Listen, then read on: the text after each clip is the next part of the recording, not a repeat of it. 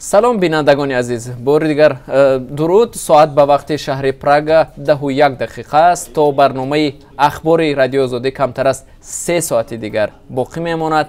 در این فاصله وقت شما را با سرخط موضوعهای برنامه آشنا میکنم.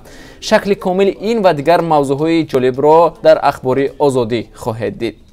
سونامی در دو جزیره اندونزیا، سوماترا و یاوا را دهها خانه و مهمانخانه ها را تخریب کرده 281 کشته بر جای گذاشت. خدمات نجات اندونزیا در مکان سونامی 22 دکبر که احتمالاً با واسطه در نتیجه ولکان با وجود آمده است کمک به افراد زنده مانده را دوام می‌دهند. تخمین می‌شود که شماره قربانی‌ها از این هم بیشتر خواهد شد.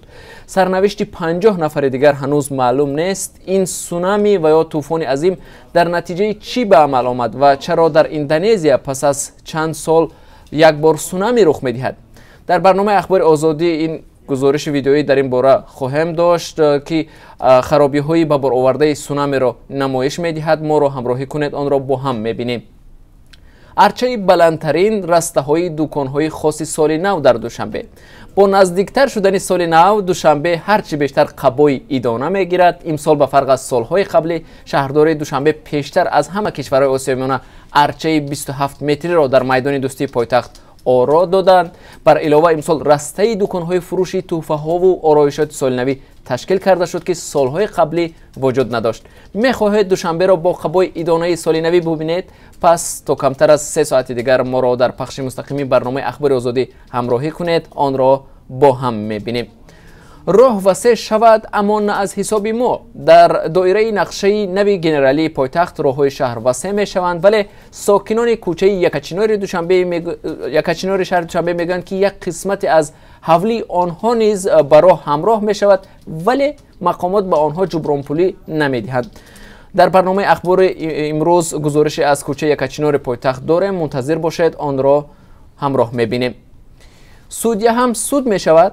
آژانسی مبارزه با کروپسیون تاجیکستان علیه سودیه و یا دادرس دادگاه شهر ترسونزاده با اتهام رشوت ستانی پرونده باز کرده است.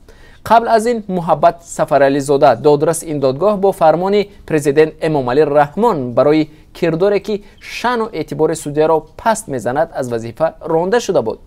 سفرعلی زاده از کی و برای چی پاره گرفته بود و من بعد او را چی انتظار است؟ در برنامه اخبار آزادی در این باره برایتان گزارش خواهم داد. تو جورای من هستی و یا جورای خیرس؟ ده ها عباره و جمله ها از نمایشنامه های هزل و شوخی هنرمند علاءالدین عبداللهیف مثل این یکی ورد زبان ها شده است. نمایشنامه های کوتاه و هزل و شوخی های این هنرمند که اکثریت نقش ها را خودش می آفرد پرتماشابین است. بیننده ارجمند، در برنامه اخبار آزادی امروز صحبت داریم با علاءالدین عبداللهیف. از او درباره نقشه های نو ایجادیش و البته هجویه های نو تازه اش پرسیدیم. هجوی این هنرمند را شما میپسندید؟ پس تا کمتر از 3 ساعت دیگر برنامه اخبار آزادی را مستقیما و یا هم ثبت آن را در آزادی ویدیو صفحه ویژه ما در یوتیوب تماشا کنید. پخش مستقیم برنامه ما همچنان در وبسایت رادیو آزادی www.azadi.org و هم صفحه های ما در شبکه اجتماعی فیسبوک ادنکلاسنیکی دسترسند.